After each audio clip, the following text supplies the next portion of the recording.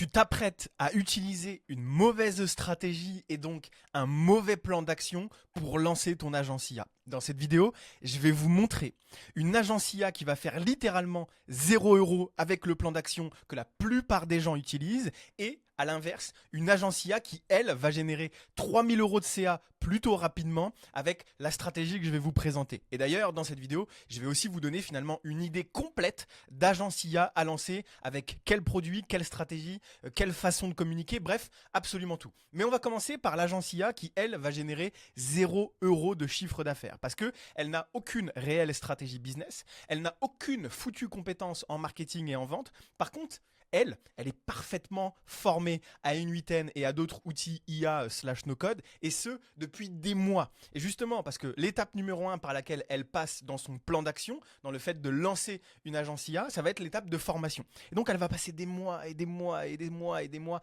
à se former à In8N, ou à d'autres outils, mais c'est juste qu'en ce moment, c'est le plus tendance. Et elle va tout maîtriser. La création et la gestion des workflows, elle va tout maîtriser à 100%. L'intégration avec des applications externes, donc les API et compagnie, elle va tout maîtriser à 100%.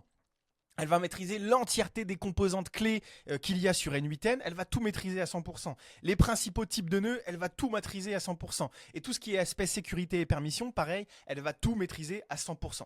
Donc ici déjà, elle va passer des mois et des mois. Parce que pour maîtriser l'entièreté d'N8N, comme absolument tout le monde veut le faire, ça va prendre des mois et des mois. Mais c'est pas grave, on continue. Qu'est-ce qui va se passer après ? Elle maîtrise tout, N8N. Elle sait tout faire. Elle sait créer une tonne de workflows, tous les plus différents les uns que les autres. Elle sait vraiment tout faire, cette personne-là. Et donc, elle va se dire, maintenant, merde, qu'est-ce que je vais vendre ?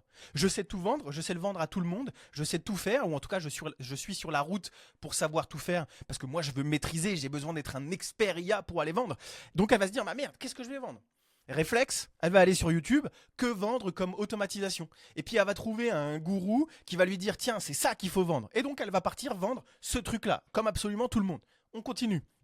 Étape numéro 3, elle va se dire, merde, maintenant il faut que je communique, il faut que je puisse mettre tout ça un peu quelque part sur papier, entre guillemets, donc sur le web, quoi. Il faut que je sois visible. Bon, cool. Je crée mon site internet. Et donc là, elle va se dire, mais mince, qu'est-ce que je vais pouvoir proposer ? Qu'est-ce que je vais pouvoir dire pour que les gens comprennent ce que je vais vendre ? Qu'est-ce que je vais pouvoir expliquer clairement aux gens pour leur dire qu'en fait, je sais tout faire et que j'ai envie de vendre à tout le monde ? Je vais faire comme tout le monde. J'implémente de l'intelligence artificielle auprès des entreprises pour gagner en productivité. Et après, elle va se dire, de toute façon, ça marche pour tout le monde. La TPE, l'avocat, le boulanger, le peintre, l'agence marketing, je peux vendre à tout le monde. Tout le monde a des process. Que ce soit une TPE, une PME, une entreprise locale, je peux vendre à tout le monde. Ok, ma cible, c'est TPE, PME, entreprise locale. Donc, j'implémente de l'intelligence artificielle auprès des entreprises pour gagner en productivité. Et les entreprises sont TPE, PME, entreprise locale. Bon, très bien. Étape numéro 4, qu'est-ce qu'elle va faire ? Merde, il faut que je commence à communiquer. Parce que, en fait, il n'y a personne qui va venir sur mon site internet. Donc, je vais commencer à créer un petit compte LinkedIn. Je vais me faire une belle petite photo de profil. Je vais me faire une belle petite bannière. Et sur cette bannière, je vais écrire, j'intègre de l'IA pour gagner jusqu'à 2 heures par jour dans ton quotidien de TPE. Puis elle va montrer qu'elle est très forte techniquement, parce qu'apparemment les gens achètent pour de la technique. Donc elle va écrire, je suis spécialisé à N8N, Make et ChatGPT. Allez, si elle est un petit peu faux folle, elle va dire Claude. Donc c'est ce qu'elle va faire. Et puis elle va se dire, maintenant il faut que je communique, il faut que les gens tombent sur mon profil. Je vais écrire du contenu, je vais créer du contenu. Et donc Monsieur Ego plus là, il va faire une petite bio. Comme tout le monde, il va écrire gagne 2 heures par jour grâce à l'IA, super, comme tout le monde. Et donc il va se dire quoi ? Je vais commencer à créer du contenu. Merde, mais sur quoi je vais communiquer ? Finalement, qu'est-ce que je vais pouvoir dire pour être différent ? Tiens, je sais, non, l'IA ne va pas te remplacer. Par contre, elle va remplacer ceux qui ne l'utilisent pas. C'est ce qu'absolument tout le monde fait, pardon. Et donc, elle va dire, grâce à l'IA et l'innovation que représentent les entreprises en France, on va pouvoir gagner beaucoup de temps. Par exemple, dans l'administratif, la comptabilité, le marketing, la communication, la gestion, le ceci, le cela. Je fais tout parce que je suis un expert et que je suis très fort. Et donc, elle va créer ce contenu-là. Et merde, elle va se dire, wow, par contre, ça ressemble vachement à tout le monde, je fais pas de vues, comment ça se fait ?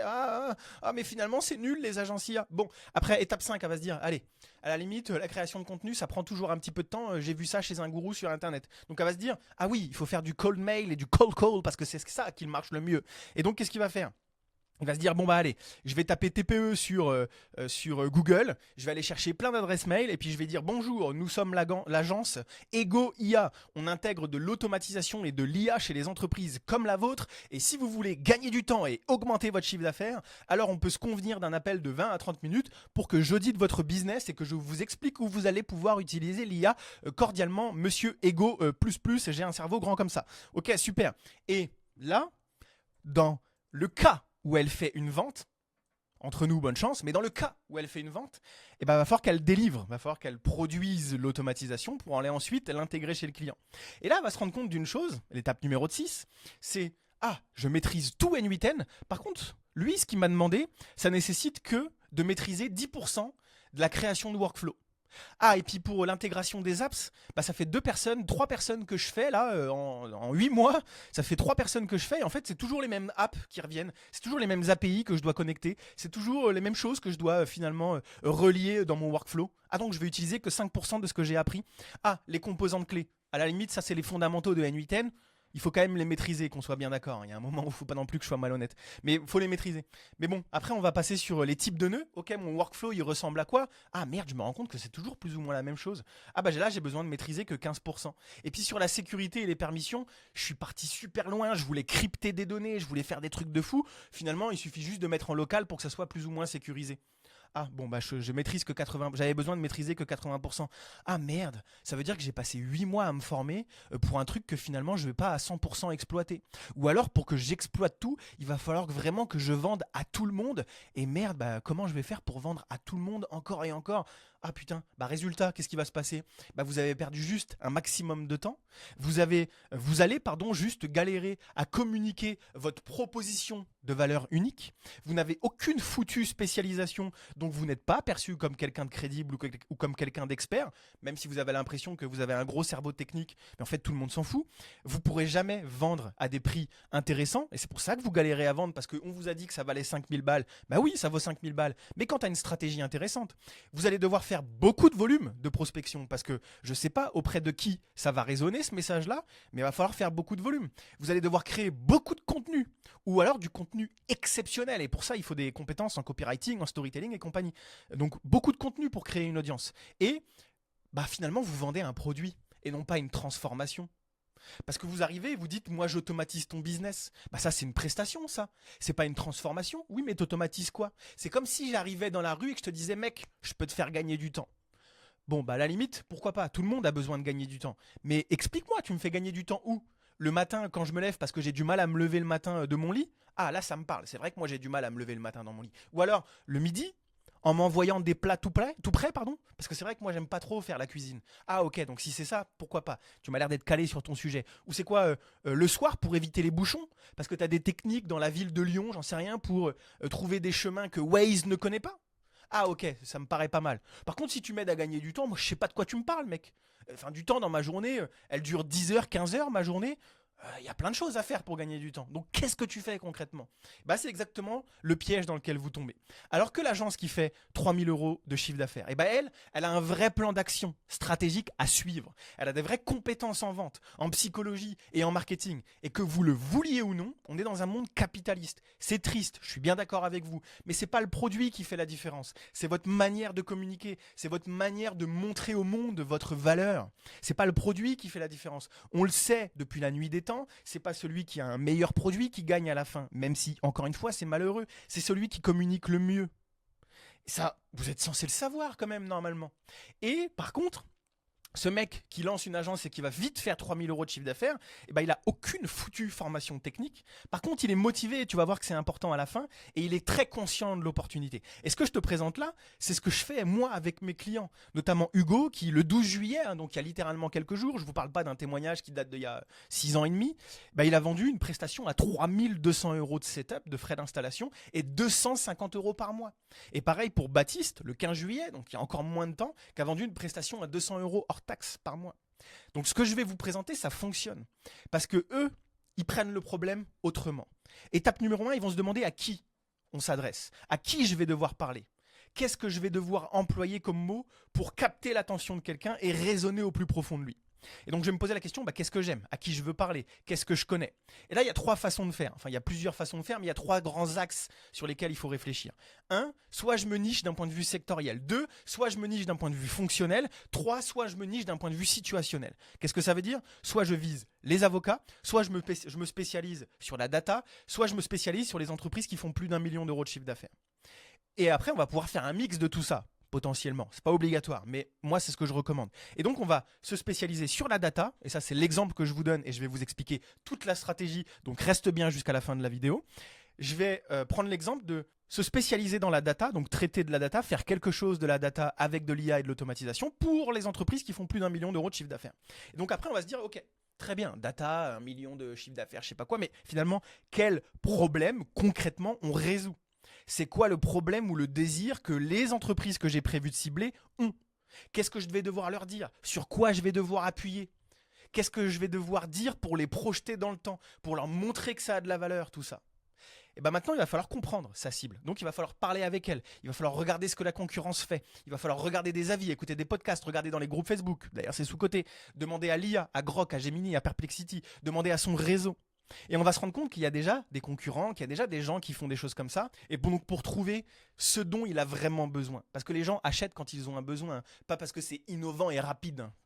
Juste au cas où. Et donc étape 3, maintenant je vais me dire, merde, comment je fais la différence? Comment j'arrive pour être vraiment spécial, pour vraiment accrocher l'attention des gens, pour vraiment leur montrer que j'ai créé quelque chose de fou, qui va vraiment les aider, qui va vraiment les projeter dans le temps? Trois choses. Je vais créer mon système IA. Je vais créer une méthode, je vais créer un mécanisme, je vais créer tout un panel de fonctionnalités qui va leur permettre d'atteindre les objectifs qu'ils ont et de résoudre leurs problèmes. Et donc là, on va dire, je récupère de la data marketing pour la centraliser, l'analyser et donner des suggestions stratégiques et rationnelles. Et ça, c'est ce qu'on va proposer à une entreprise. Et là, tu vas me dire, oui, mais moi, je sais pas comment on fait.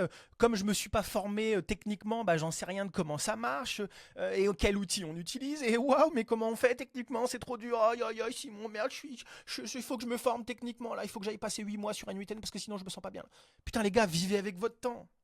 Vous prétendez être dans l'IA et vous n'utilisez même pas l'IA. Posez-lui la question. Regardez, est-ce que c'est un prompt éclaté au sol? Est-ce que tu peux me dire qu'est-ce que je peux vendre en tant qu'agence IA comme service dans le monde de l'analyse de data, de l'exploitation de data à des entreprises qui plafonnent à 1 million de chiffre d'affaires annuel et qui n'arrivent pas à prendre de bonnes décisions stratégiques pour passer ce plafond de verre? Parce que c'est ce sur quoi on se positionne. Concrètement, ton rôle, c'est de me proposer des solutions IA que je pourrais mettre en place et comment les mettre en place techniquement pour vendre finalement des solutions axées autour de la data. Et le mec m'a donné tout ce que j'ai à savoir. Comment ça se met en place techniquement, quels sont les exemples d'outils, qu'est-ce que je vais pouvoir faire finalement d'un point de vue technique, etc. C'est quoi la solution de fin? Il m'a donné 7 options. On en prend 2 et on continue à discuter avec lui. Ok, le workflow, il va ressembler à quoi? Quel outil je peux utiliser? Quelle application existe pour pouvoir les connecter? Bref, vous discutez avec l'IA et vous lui demandez. Ce qu'il faut comprendre, c'est que l'aspect technique, c'est une recette de cuisine. Alors que l'aspect marketing, l'aspect vente, l'aspect psychologie, c'est toujours en rapport avec un marché, avec ce que toi tu as comme compétence et ce que tu as envie de faire, avec le prospect que tu as devant tes yeux, donc il n'y a rien de prédéfini. Alors que le technique, c'est un tuto, il y a de la documentation sur Internet. Tu veux connecter une API, il n'y a pas 15 manières de connecter une API. Alors que tu veux faire du marketing, selon le marché sur lequel tu vas te positionner, oui, il y a 15 manières de faire du marketing. Donc, techniquement, posez la question à l'IA. Et ensuite, vous allez pouvoir créer finalement tout un univers, tout un positionnement autour de ça. Et tu vas venir simplifier ce que tu proposes en une seule phrase pour être identifiable, pour que les gens comprennent en un seul coup ce que tu fais. Revenons sur l'exemple du mec qui te croise dans la rue et qui te dit « je vais te faire gagner du temps ». Donc, première étape, celui qui ne fait pas 1 euro, il te dit « hey mec, je peux te faire gagner du temps, tu me fais confiance? Je te demande 5 000 euros pour ça ». Bah non, je sais même pas de quoi tu me parles, gros. Par contre, il y a un autre gars qui arrive, qui te parle à toi, parce qu'il sait que toi, tu as des problèmes pour te lever le matin, que tu galères, que tu traînes dans ton lit, que tu n'entends jamais ton réveil, et il te dit, mec, j'ai une solution pour toi, qui s'appelle la solution Zen, j'en sais rien. Cette solution, elle a été testée et approuvée sur des milliers de personnes. Cette solution, elle est backée sur des études scientifiques, et elle va te permettre de sortir de ton lit en moins d'1 minute pour que tu gagnes du temps toute la journée. Bah là, si le mec il a vraiment ce problème-là, il n'y a aucun monde où il n'achète pas. Et il va même pouvoir acheter 10 000 balles parce que ça fait 10 ans qu'il galère à sortir de son lit et que ça fait 10 ans qu'il bouffe toutes ses matinées. Commencez à capter le truc. Donc, on se crée un positionnement. Et là, c'est je donne de la data que personne ne regarde à ton CMO. CMO, c'est Chief Marketing Officer. Je fais exprès d'utiliser ce terme parce que si tu arrives et que tu dis à ton équipe marketing, bon, bah ça s'adresse à des petites boîtes. CMO, c'est un langage de grande boîte. À ton CMO pour qu'il améliore chaque étape de ton marketing pour finalement augmenter immédiatement ton chiffre d'affaires. Et on est encore plus malin parce que nous, on est formé au marketing, à la vente, à tous ces trucs-là. Et on va dire, avec l'IA D2A, intégré à tes outils, ton CMO accède à des données en temps réel pour ajuster et booster instantanément ton marketing, maximisant ainsi ton chiffre d'affaires. Donc là, on a créé un univers, ça y est, on a une proposition de valeur unique, on a un positionnement, on a une marque, on a une méthode, on a un truc qui pèse, qui a de la gueule, qui est spécialisé. Et étape numéro 4, bah là, on va commencer à se dire, ok, comment je génère du lead? Mais cette fois-ci, on va le faire plus intelligemment. On va se créer un beau petit profil et là, on va faire une bannière qui explique ça en un claquement de doigts. L'IA D2A, l'intelligence qui transforme chaque donnée en stratégie gagnante. Data, optimisation, marketing, analyse. Et là, vous allez voir que la communication autour de quelque chose qui est brandé, qui est réfléchi stratégiquement, qui a des notions marketing, ça devient beaucoup plus facile. Et en plus, si on est formé d'un point de vue création de contenu, d'un point de vue storytelling, d'un point de vue copywriting, d'un point de vue psychologie, d'un point de vue levier de vente, bah vous allez voir que c'est beaucoup plus puissant. Et on va arriver, on va dire, tu connais la méthode D2A ? C'est celle que Trump a utilisée pour gagner en 2017. Et je vais t'expliquer parce qu'elle est ultra puissante en marketing. Alors, on va reprendre un petit peu de contexte. En 2017, Trump se lance dans la course à la présidentielle, mais au début, c'était pas gagné. Et pour renverser la tendance, il a dû jouer de stratégie. Son objectif, augmenter sa visibilité, gagner la confiance, obtenir des adhésions. Et là, la méthode D2A entre en jeu. C'est simple et redoutable. Et je vais te l'expliquer parce que lui, c'est pour des adhésions, mais pour toi, ce sera des ventes supplémentaires. En fait, ce qu'il a compris, c'est qu'à l'époque, chaque fois qu'il publiait une opinion politique sur Twitter, il obtenait une réaction. Et à ce moment-là, il postait entre 4 et 6 fois par jour. Et c'est là où ça devient intéressant. Parce que Trump, il a compris quelque chose que presque 50% des entreprises ignorent encore. D'ailleurs, j'ai oublié, mais mettez votre source. Règle simple du copywriting, lorsque vous affirmez quelque chose, ça je l'avais appris chez Tougan à l'époque, lorsque vous affirmez quelque chose, prouvez-le. Et ça, cette information, là, 50%, je l'ai trouvée sur Internet. Donc Trump a compris que 50% des entreprises a compris quelque chose que 50% des entreprises ignorent encore. C'est pas lui qui décide de ce qui marche ou ce qui marche pas, c'est la data. La data, par contre, il faut la chercher, il faut la centraliser, il faut l'analyser pour en tirer des conclusions. Et c'est avec ça que lui, il a pu affiner sa stratégie. Son équipe récupérait tous ses tweets, analysait les résultats de chaque post et allait lui dire à Trump, tiens Trump, c'est cette idée qui marche bien, mets-la en avant dans ta campagne politique. Et voilà la méthode D2A. D2A, ça veut rien dire, mais on l'a brandé. D2A, c'est data à analyser. Et aujourd'hui en France, 45% des entreprises ne prennent même pas le temps d'analyser leurs data. Résultat, elles prennent des décisions à l'aveugle et elles restent bloquées sous la barre du million de chiffre d'affaires annuel. Et c'est normal, c'est épuisant de courir après des chiffres comme les vues, les likes, les clics, les CPM, les CTR, les temps de visionnage, le montant facturé, le montant collecté, tous ces trucs-là. Et c'est encore pire de devoir tout centraliser, de devoir tout comparer et de devoir comprendre ce qui fonctionne vraiment dans ton business. Mais grâce à l'IA, tu peux aujourd'hui tout analyser en un seul clic. Et c'est exactement ce que je vais te montrer dans un document que j'ai préparé pour toi, ce que Trump analysait pour booster sa campagne, comment tu peux appliquer la même stratégie pour ton entreprise, comment tu vas pouvoir utiliser la data à ton avantage pour que ton CPM fasse décoller ton marketing. Si tu veux en savoir plus, le lien est dans les commentaires.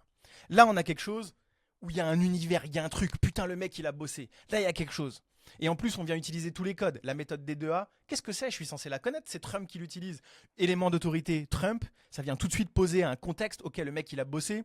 Et on vient utiliser tout plein de leviers comme ça. C'est simple et redoutable, t'inquiète pas, c'est pas très compliqué ce que je vais te raconter. Reste bien jusqu'à la fin, je vais t'expliquer parce que tu vas pouvoir obtenir des ventes. On appuie sur ces trucs-là. Et voyez, tout le long, on appuie sur des leviers, on utilise des techniques marketing, des techniques psychologiques. Mais ça, le mec qui a passé 8 mois à se former sur un 8N, bah il n'a pas toutes ces techniques-là. Étape numéro 5, comment je prospecte? Bah la même chose, la méthode des politiciens pour booster ton marketing, ça c'est l'objet. Tu crois que le mec va pas cliquer quand il va voir ça? VS, tu utilises un objet... comment utiliser l'IA en entreprise? Ah ça y est, on a compris, t'es le 10e de la journée qui m'envoie ça. Bonjour Monsieur Michel, j'ai vu votre communication via vos pubs et vos réseaux et j'ai analysé un petit peu votre marketing. Et je sais pas si vous l'utilisez, mais il y a une technique appelée D2A qui est notamment utilisée par des politiciens. J'utilise pas le mot Trump ici parce que bah, si je tombe sur quelqu'un qui déteste Trump, je vais me faire niquer quoi, grosso modo. Par contre, si j'utilise politicien, ça va. qui est notamment utilisé par les politiciens et que toi, tu vas pouvoir utiliser pour booster ton marketing afin que ton CMO puisse faire performer ta boîte. Le tout, c'est de donner de la data à ton CMO pour qu'il puisse la centraliser, une data qui est déjà analysée, une data qui est déjà comparée, pour que lui puisse prendre les bonnes décisions. J'en ai tourné une vidéo, promis, je prends parti pour aucun parti politique, mais franchement, la méthode des 2A, c'est intéressant à analyser. Voici la vidéo. Là, tu crois que le mec va pas cliquer? On lui a vendu du rêve, on lui a dit que son CMO va pouvoir prendre des bonnes décisions. D'ailleurs, le mieux, ce serait presque de l'envoyer au CMO si on arrive à choper son mail ou son contact sur LinkedIn. On lui explique qu'il y a une technique, une méthode qui est utilisée par des politiciens. Putain, merde, comment ça se fait que je suis pas au courant? Ok, je vais aller voir ça. En plus, ça va me permettre d'obtenir des ventes, d'augmenter mon chiffre d'affaires. Ok, j'ai capté. VS, le mail qu'on avait ici, hein. Qu'on soit bien d'accord, ok? On continue. Et après, on va se dire, bah, qu'est-ce que je vais mettre, moi, dans cette putain de vidéo? Bah, il y a une trame très simple. Hook, storytelling, douleur, douleur, douleur, mécanisme unique, croyance, croyance, croyance, call to action. Ça veut dire quoi? C'est une vidéo qui dit comment les politiciens, et notamment Trump, utilisent la méthode D2A pour exploser d'un point de vue marketing et obtenir des adhésions. Si vous êtes ici, c'est parce que vous plafonnez à 1 million d'euros de CA annuel. Et je vais vous expliquer comment Trump a réussi à obtenir confiance, popularité et finalement des adhésions avec une méthode marketing redoutable basée sur de la data. Voici comment il a fait, est-ce qu'il a analysé, est-ce que ça permet, on détaille un petit peu pour rentrer un peu dans le vif du sujet et donner un peu de contexte. Vous aujourd'hui, si vous ne faites pas ça, c'est pour ça que finalement votre CMO prend des mauvaises décisions. C'est pour ça que votre CMO, il n'arrive pas à centraliser la data, à comparer la data, à tirer des bonnes conclusions pour prendre des bonnes décisions. Et donc il continue à faire des trucs un peu à l'aveugle, il continue à avoir une entreprise qui reste dépendante de suppositions. Par contre, voilà ce que nous on fait et pourquoi c'est ultra puissant. On se connecte à vos outils. On n'a pas besoin de changer quoi que ce soit. On se connecte, nous, à vos outils. On récupère toute la data une fois par semaine. On analyse toute la data. On la compare aux anciennes. On voit ce qui va et ce qui ne va pas. Et on suggère des stratégies à votre CMO. Résultat, vous avez une décision à chaque fois stratégique et mesurée grâce à des optimisations précises et des tests basés sur des données réelles. Et ton entreprise devient une véritable machine de croissance. Et t'inquiète pas, tu n'as rien à gérer. Tout est automatisé et intégré sans effort. Les données qu'on récupère vont directement aider ton CMO à prendre des décisions. Et c'est pas une mode, c'est ce que toutes les entreprises qui réussissent font. Et c'est le marché qui décide, ne l'oublie jamais. Et toi, tu peux lire le marché à travers la data que tu génères aujourd'hui, mais que tu n'exploites pas. Bah, je peux te montrer en 1 heure quelle data toi tu vas pouvoir utiliser dans ton propre business, avec tes propres outils, comment ça va fonctionner pour ton entreprise et quels sont les potentiels de résultats. Alors réserve un créneau juste en dessous. Et là, on vient de lui envoyer une vidéo dans un mail. Et après, on va se dire, bah merde, maintenant comment je délivre? J'ai aucune foutue compétence technique. Bah, je vais te raconter une histoire. Tu te rappelles quand tu étais en vacances et que ça faisait 2 semaines que tu étais en vacances et le lundi de la rentrée, bah, tu devais rendre un DM de maths. Depuis 2 semaines, tu repousses. Depuis 2 semaines, tu n'as pas envie. Depuis 2 semaines, tu es en mode mais je ne suis pas inspiré par le sujet, je comprends rien, j'y arriverai pas, ça me saoule, je connais pas le sujet, j'arriverai pas à résoudre le problème de maths, j'en sais rien. Et le dimanche, étant donné que le lendemain, tu as un DM de maths à rendre, le dimanche, en 1 heure, c'est plié. En 1 heure, tu as été archi inspiré. En 1 heure, tu as tout délivré. C'est exactement le même phénomène qui va se passer. Étape 6, comment je délivre? Bah, croyez-moi bien que c'est bien plus facile de se former techniquement quand on sait qu'il y a un billet qui nous attend, quand on sait qu'on a généré des rendez-vous, quand on sait qu'il y a quelque chose à faire, quand on sait qu'il y a de l'argent à aller chercher, quand on sait qu'il y a quelqu'un qui est excité, qui n'attend qu'une chose, c'est qu'on lui vende le truc. Et donc là, tu vas pouvoir te former techniquement, mais uniquement sur les choses dont l'entreprise a besoin. Je vais y arriver, excusez-moi. Et pas passer ton temps à te former pendant 6 mois et perdre du temps, mais uniquement aller chercher des opportunités commerciales, comprendre les besoins et te former uniquement là-dessus. Tu vas droit au but. On doit être efficace. Deuxième chose, si tu te dis, bon, moi, j'ai pas envie de le faire, et moi, personnellement, c'est ce que je vous recommande, bah, croyez-moi bien qu'il y a beaucoup plus de personnes qu'on ne le croit. Quand je dis des personnes, c'est des mecs qui sont tech, des mecs qui maîtrisent le no-code, des mecs qui maîtrisent N8N. Ah, c'est normal, ça fait 8 mois qu'ils se forment et ils n'ont pas fait une vente. Et qui veulent s'associer avec des gens comme vous qui s'occupent de la partie business. Donc, tu as 2 solutions derrière qui s'offrent à toi. Et donc, résultat, bah, tu as utilisé ton temps de manière efficace. La vitesse, c'est la clé. Encore une fois, une balle qui n'a aucune vitesse n'a aucun impact. Tu communiques avec précision et tu sais exactement ce que tu apportes à une entreprise. Tu peux créer des histoires facilement parce que le problème sur lequel tu te positionnes a forcément déjà été vécu par quelqu'un d'autre. Tu es spécialisé, donc tu es perçu comme quelqu'un de crédible. C'est exactement la définition de la spécialisation. Tu peux pratiquer des prix plus intéressants et augmenter ta valeur perçue. Un cardiologue est toujours mieux payé qu'un généraliste. Tu n'as pas besoin de faire du volume, tu t'adresses pas à tout le monde, tu t'adresses à ceux qui comprennent ta proposition de valeur. Tu n'as pas besoin de créer beaucoup de contenu pour avoir des gens qui te suivent et tu vends une histoire, une transformation et tu utilises le marketing à ton avantage. Bref, tu exploses. Et ce que je viens de te montrer, toutes les étapes et plus encore, parce que là c'est synthétisé, toutes les étapes petit à petit, finalement comment trouver ta niche, comment trouver le problème que tu vas résoudre, quelles sont les stratégies à utiliser pour aller récupérer de la data, comment trouver des histoires, un bon positionnement, comment brander tout ça, ensuite comment bien communiquer, avoir une bonne stratégie de communication, une bonne stratégie sur les réseaux sociaux, ensuite comment faire de la bonne prospection, de la bonne acquisition, derrière comment faire des bons éléments qui vont te permettre de convertir un maximum de personnes en rendez-vous et ensuite comment délivrer et potentiellement recruter des gens dans le cas où tu as besoin de recruter, mais je peux même te mettre en relation avec des gens. Et bah tout ça là, tout ce que je viens de t'expliquer, c'est ce qu'on fait dans notre programme d'accompagnement. Et si tu veux te former techniquement parce que toi tu aimes ça, il y a aussi ça chez Le Cercle AIA, notre programme d'accompagnement. Le truc, c'est qu'on vient le faire de manière intelligente. On commence pas par se former techniquement parce que ça n'a aucun sens, on est juste en train de perdre du temps. Ok ? Si tu veux en savoir un petit peu plus, si tu veux comprendre finalement nos méthodes, si tu veux venir me poser des questions, j'organise des sessions IA totalement gratuites. Seulement, il n'y a que quelques places. J'ai des vidéos dernièrement qui ont pris beaucoup de vues, donc on a énormément de demandes. Donc dépêche-toi de réserver ta place, ta session IA pour venir me poser tes questions, que je puisse t'aider finalement sur le lancement de ton agence IA et que je puisse te présenter, si tu le souhaites bien entendu, ne t'inquiète pas, je ne mords pas, que je puisse te présenter finalement l'accompagnement qu'on propose à nos clients pour qu'ils puissent obtenir ce genre de résultats, qui sont juste ici, excusez-moi. En attendant, j'espère que la vidéo t'aura plu et t'aura permis de comprendre la différence entre quelqu'un qui génère du cash et quelqu'un qui n'en génère pas dans les agences IA.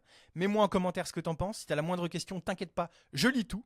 Et on se dit à très vite pour les prochaines vidéos parce qu'il y a du très très lourd qui arrive. Ciao, c'était Simon.